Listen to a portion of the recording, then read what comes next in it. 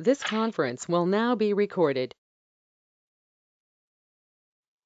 Good evening, everyone. Would like to call to order the meeting of the Lake Forest Board of Education of October 22nd, 2020. If you would all, as usual, join me in the Pledge of Allegiance, followed by a moment of silence. I pledge allegiance to the flag of the United States of America and to the republic for which it stands, one nation, under God, indivisible, with liberty and justice for all.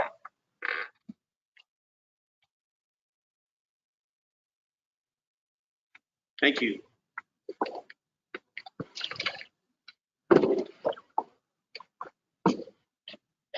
All right, as a reminder, our meeting is being recorded and written minutes, as well as the recording will be posted on the district website.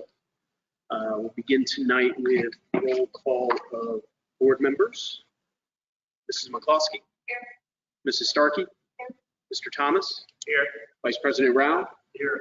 And President Earl Dempsey, serving as chair, is present. All 5 board members are in attendance. Thank you all for being. We'll move on to item 2.4, approval of agenda. Mr. Rao. Make a motion to approve the agenda as second. Have motion on the floor properly seconded. Any questions or discussion on that motion? Hearing none, due to our virtual nature, we will conduct votes by voice vote this evening. A roll call vote. Ms. McCloskey? Yes. Mr. Thomas? Yes. Mrs. Starkey? Yes. Mr. Rao? Yes. And chair votes yes. Motion carries 5-0. Item 2.5. Motion to the meeting minutes from October 2nd. Have motion on the floor properly seconded. Any questions or discussion on that motion? Hearing none, we'll move to a roll call vote. Mrs. McCloskey? Yes. Mr. Thomas? Yes. Mrs. Starkey? Yes. Mr. Rao? Yes. The chair votes yes. Motion carries 5-0.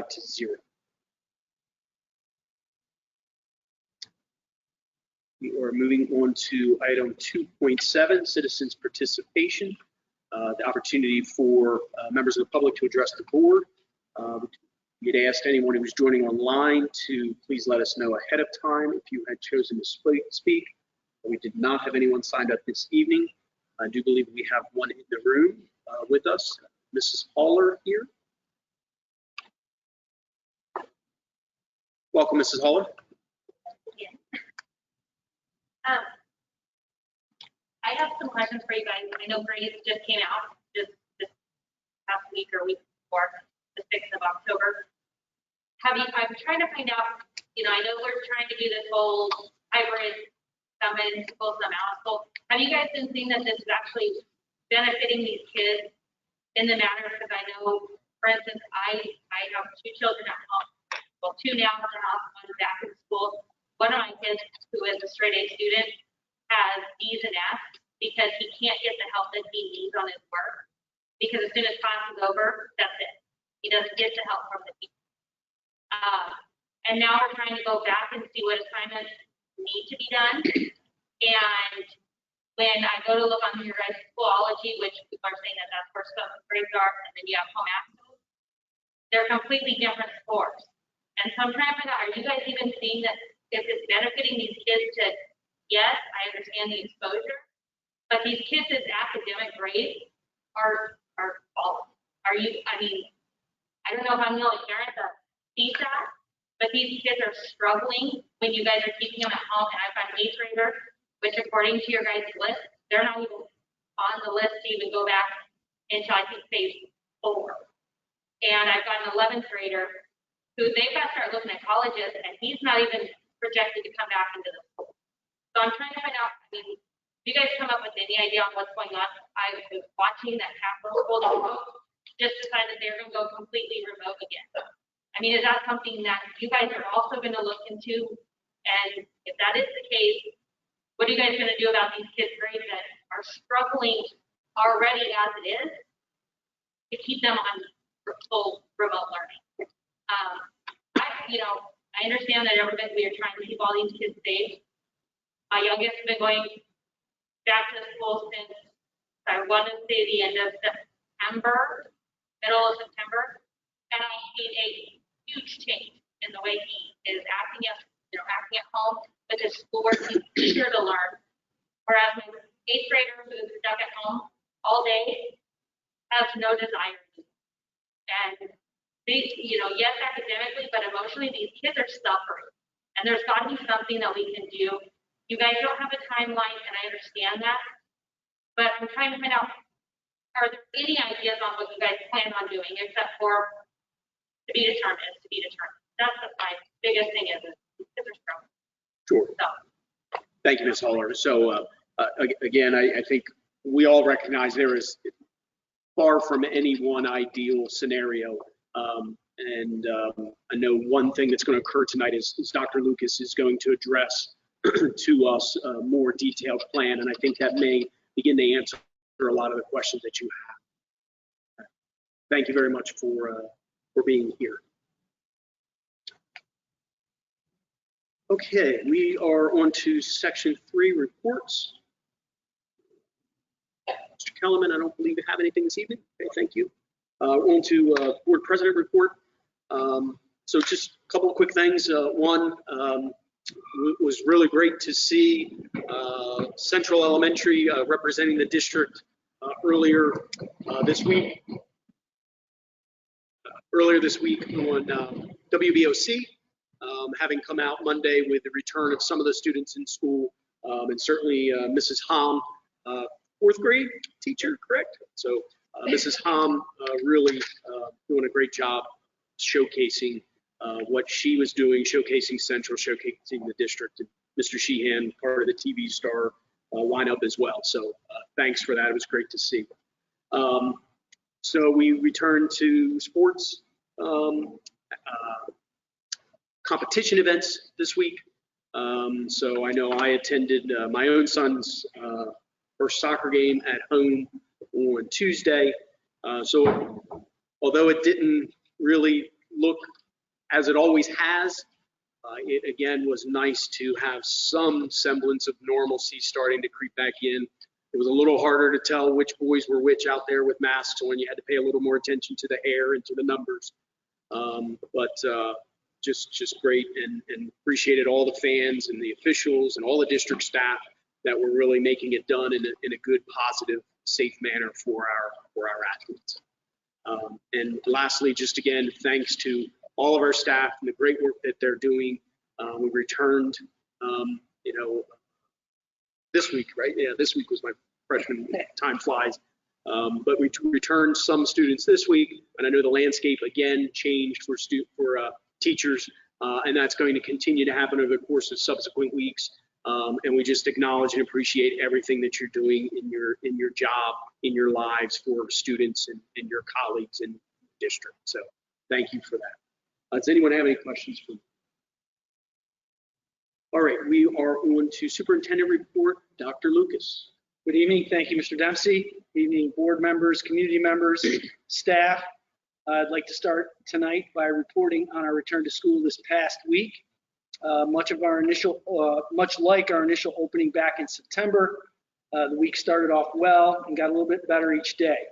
For the most part, students are doing a great job respecting social distancing, wearing their masks, cooperating with the COVID protocols, and staff has been typically amazing, going above and beyond to reach as many as students as possible, teaching in multiple formats, reaching out to parents and students personally, feeding students both physically and mentally, and really setting the standard for professional excellence. Sports play began this week, like Mr. Dempsey mentioned. Just a reminder that we can only allow 2 spectators per athlete, and the athletes themselves have been given the tickets, and they can share them with whoever they want. There are no visiting spectators, and that's pretty much the case across the state, although I'm sure there are a few exceptions. Good news, we also opened up the weight room, fitness center, and pool for limited numbers.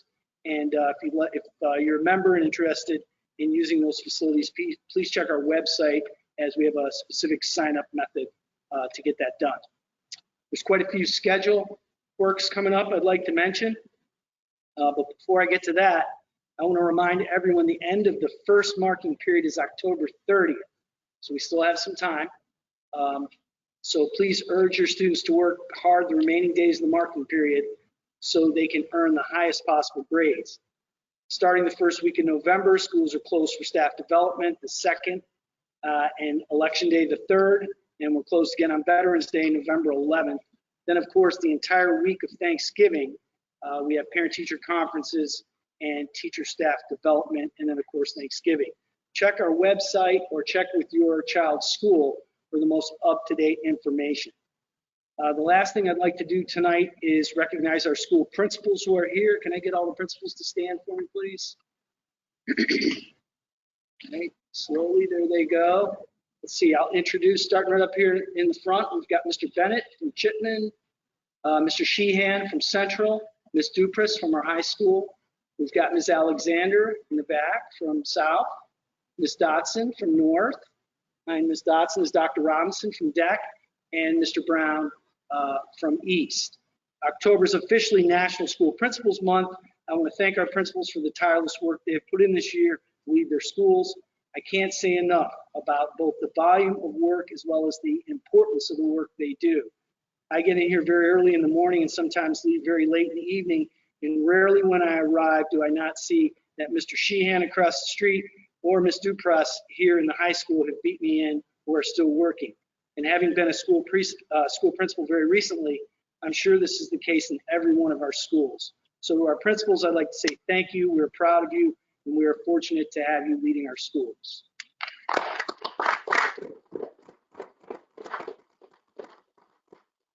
And that's all for my report. Thank you. Thank you, Dr. Lucas. Any questions from the board for Dr. Lucas? Right.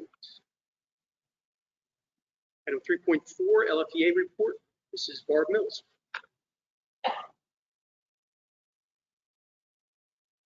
Welcome, Mrs. Mills. I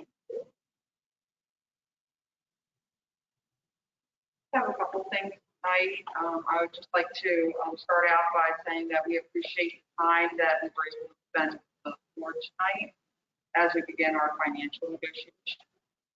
And I would like to recognize that some of our staff members are in attendance, and I really appreciate them. I quite often feel outnumbered, but I appreciate them being here tonight after they've worked a long day in the classroom. I appreciate that. Thank you, Ms. Mills. Any questions? So Barb, I failed to mention in my report, thank you all for you and your staff, folks, for coming and joining us this evening as well. And hopefully it's the start of some very productive discussion and dialogue. Good. So thank you. Thank you.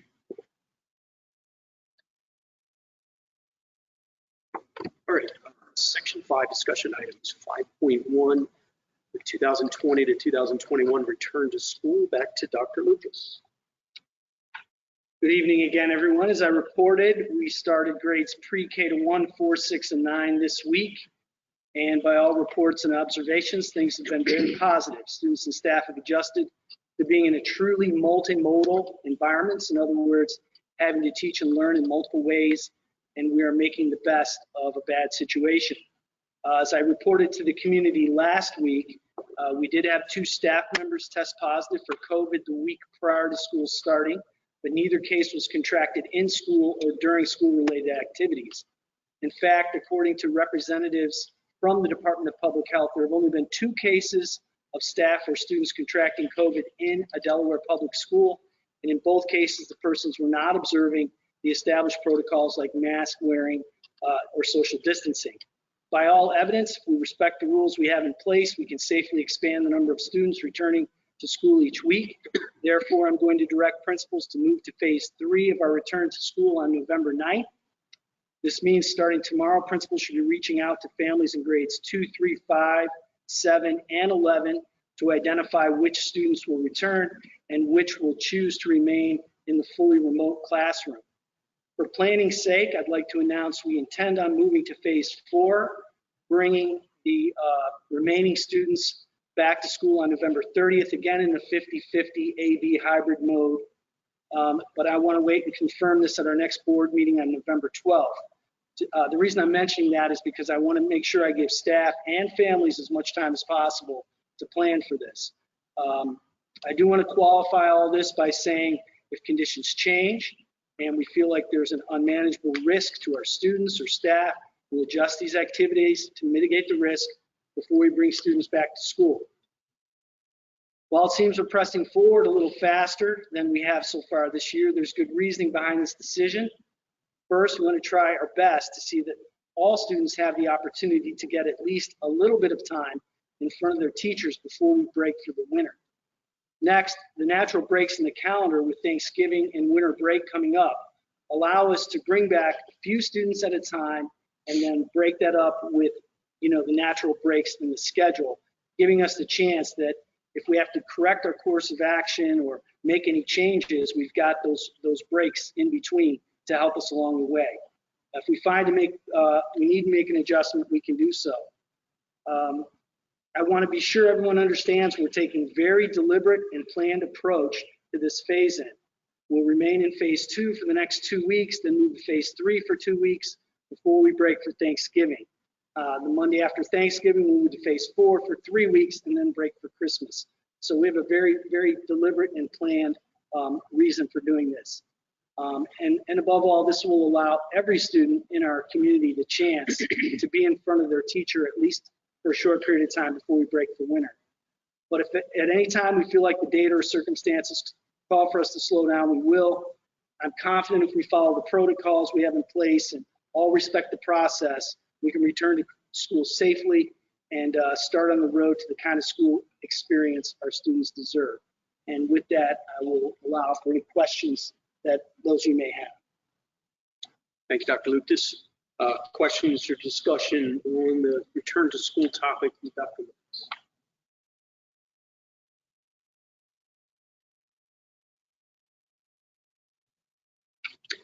All right, well, I will say thank you very much for you and all the district staff that have worked very hard to get us to this point. All of the planning, the preparation, and the execution thus far,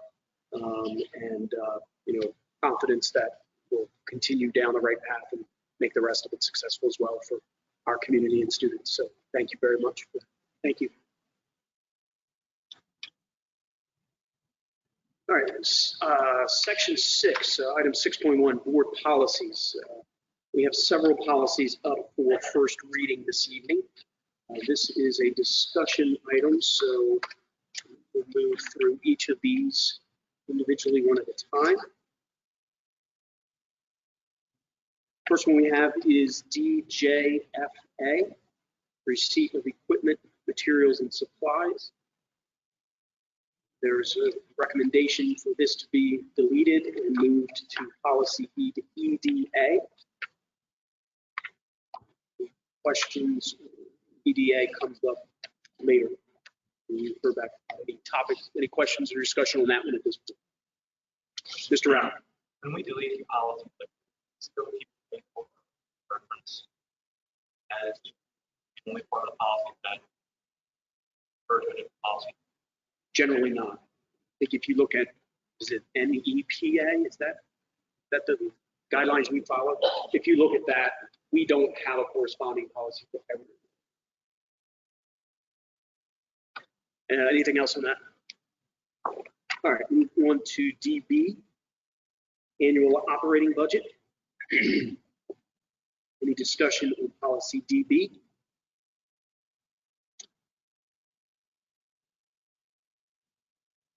All right, seeing none, move on. DID, inventories. Discussion on inventories. So the only thing I had on this one was just a question at the top and then the same question at the bottom. I always like to ask when we talk about procedures that will be followed, verifying that we are actually following them since we have a policy in place. So at the top when it says an annual physical inventory will be taken by district administrators. And then at the bottom, technology department will inspect and attest to hardware and then produce a detailed inventory list. Are those actions that are actively occurring each year?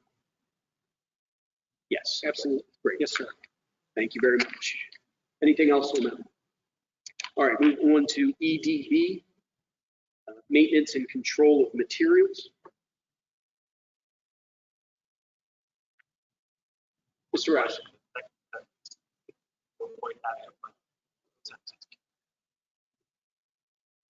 I would agree with that.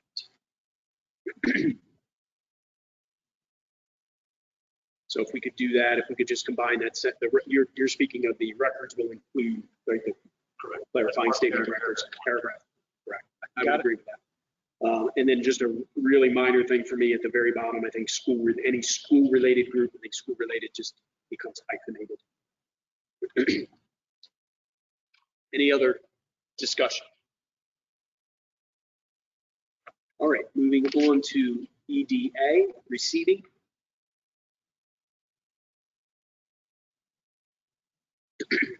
Discussion on EDA.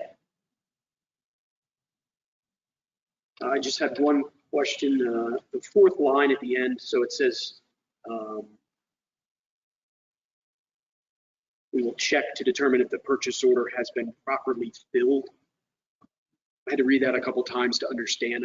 I think, are we saying that basically the order has been fulfilled accurately, that we've received everything we should have? Is that what we're saying? Or is there a different way to say properly filled? Can it be to make sure it's accurately fulfilled? Because when I think of properly filled, I'm thinking of like a form is properly filled out. And that's why I had to read it a few times, because the connotation didn't stand out. Potentially, you might want to take out the word purchase, because we're talking about purchase order.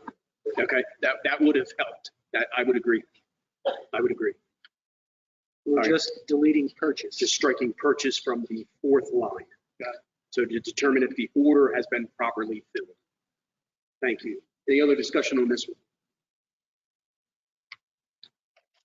FBB, enrollment projections. Just a question. Mr. Rao.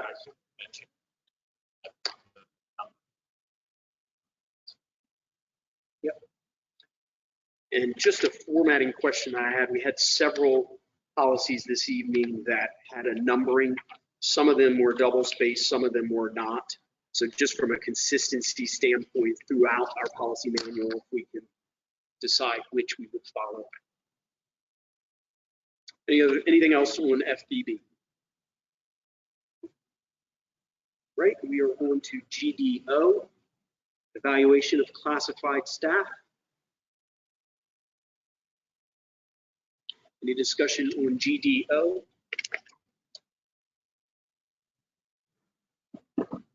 Right, hearing none, move on to IHBB, acceleration program, which we are changing to gifted and talented education. So that brings me to the only question I had on this.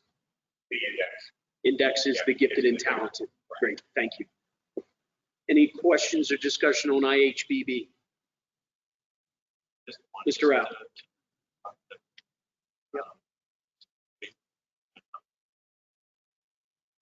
Select us. A outline style that if I outline. We'll clean those up, Mr. Rao, make sure they're all the same, as well as we'll strike that underline for gifted and talented. Yeah. And I'm not sure if we use an ampersand typically, or if we write the word and out, but we'll make sure that the formatting is consistent. Great. All right, thank you. Anything else on IHBB? IHCC honors program. Discussion on IHCC.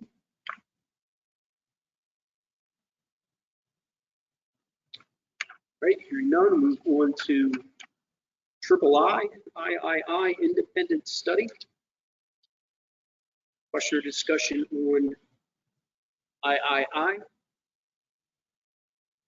So I had one question. We are striking, so independent study must be provided by now only a qualified teacher. Oh, I answered my question. We're not distinguishing between district or out of district, just a qualified teacher. Right, got to be one or the other. You're in or you're out. So. I appreciate the succinctness there.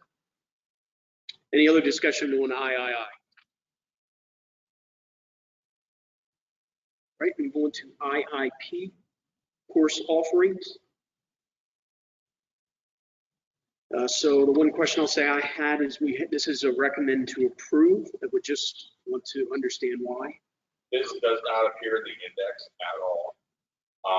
I looked through 8 or 9 other districts, no policy on course offerings. So you saw when I brought it to committee, no. Did I misspeak? Okay, it's recommended to remove, just for clarification. So, okay, so this is one that there is no IIP, there is no one listed as course offerings. Correct. Okay, and I'm sorry, Mr. Dick, should the content here be a part of anything else? After we talked about, we could put it into some kind of a handbook, but Okay. as far as a board As far as a policy, policy. I don't think it's appropriate. That was going to be my only question, or mechanism, some approach that did not offering. All right, so that one will be recommended to remove.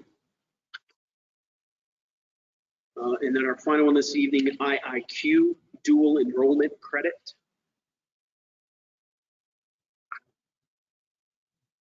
So from a formatting perspective with this one, the one thing is most of our policies are not enumerated as such. It's usually text, and then key points are enumerated within the policy. So you may want to look at that. The other one I had was in what is now number 2. It says the superintendent or designee shall enter into an articulation agreement, which is then in parentheses MOU. So I've never heard of an articulation agreement. I'm assuming that's It's the way it reads in the regs under 506, but it's technically an MOU that comes. so. Can we maybe in parentheses put memorandum of understanding / MOU, something like that, so that anyone who's reading this doesn't have to guess what an MOU is.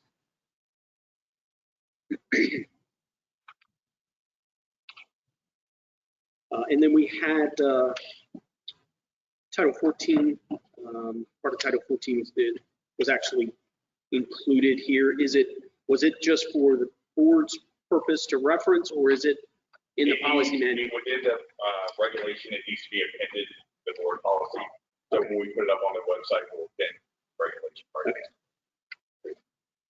Questions, discussion on IIQ? Okay, that completes first readings this evening. Thank you all. This will come up later in the agenda for a vote to accept discussed changes. We are moving to Section 9, Personnel Resignations. Mr. Rapp. Section 9, resignations, and make a motion. 9.1. Second. A motion on the floor properly seconded. Any questions or discussion on that motion? Seeing none, we'll move to a roll call vote. Mrs. McCloskey? Yes. Mr. Thomas? Yes. Mrs. Starkey? Yes. Mr. Rao? Yes. And chair votes yes. Motion carries 5-0. Section 10, personnel, offers of employment, and make a motion. Resolutions 10.1 and 10.2 as written. Second. I have a motion on the floor properly seconded. Any questions or discussion on that motion? Hearing none, move to a roll call vote. Mrs. McCloskey? Yes. Mr. Thomas? Yes. Mrs. Starkey? Yes. Mr. Rao? Yes. And chair votes yes. Motion carries 5-0. Section 13, personnel retirement. Resolution 13.1. Second. I have a motion on the floor properly seconded. Any questions or discussion on that motion? Hearing none, we'll move to a roll call vote. Mrs. McCloskey? Yes. Mr. Thomas? Yes. Mrs. Starkey? Yes. Mr. Rao? Yes. And chair votes yes. Motion carries 5-0. Section 14, personnel, absent. Resolution 14.1. Second. A motion on the floor properly seconded. Any questions or discussion on that motion? Hearing none, we'll move to a roll call vote. Mrs. McCloskey? Yes. Mr. Thomas? Yes. Mrs. Starkey? Yes. Mr. Rao? Yes. And chair votes yes. Motion carries 5-0. Section 19, personnel appointments, and make a motion. Resolutions 19.1, 19.3 as written. Second. Have a motion on the floor properly seconded. Any questions or discussion on that motion? Hearing none, we'll move to a roll call vote. Mrs. McCloskey? Yes. Mr. Thomas? Yes. Mrs. Starkey? Yes. Mr. Rao? Yes. And chair votes yes. Motion carries 5-0. Just point of clarity, and we've already moved our agenda. We item 2.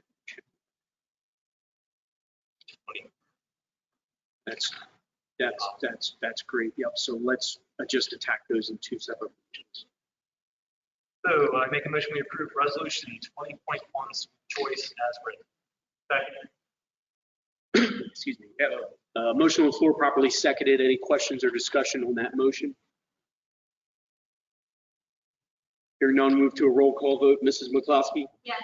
Mr. Thomas? Yes. Mrs. Starkey? Yes. Mr. Rao? Yes. Chair votes yes. Motion carries 5-0. Item 20.2. Board policies first reading. Make a motion. Item 20.2 as modified during discussion. Second. A motion on the floor properly seconded. Any questions or discussion on that motion? Hearing none, we'll move to a roll call vote. Mrs. McCloskey? Yes. Mr. Thomas? Yes. Mrs. Starkey? Yes. Mr. Rao? Yes. And chair votes yes. Motion carries 5-0. Thank you, Mr. Rao. Thank you, Mr. Thomas. 24.1, good of the order. Opportunity for board members to address any topics not previously covered on the agenda.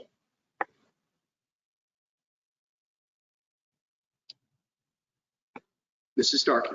I just don't think we can say enough how wonderful our staff and administrators have been involved in. I know we've said it several times already tonight, but I just want to say it one more time that what we see what you're doing, recognize that it's not extremely challenging.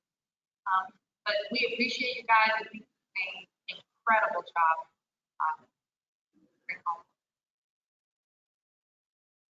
Thank you, Ms. Starkey. And in that vein, I did want to recognize one of our heroes in the room, Mrs. Hobbs. Mrs. Amber Hobbs, if you would please stand. So Mrs. Starkey and I, gosh, what was that last week? Last Tuesday, with Mrs. Hobbs and her family and several other district staff and administrators and friends, we attended the virtual State Teacher of the Year award ceremony, and it was great to see our great staff recognized, as well as the great staff of all 19 school districts, as well as the charter school network there. And just wanted to acknowledge, thank you for all that you do. And we're very proud of you. We're very happy that you're a Spartan. So thank you.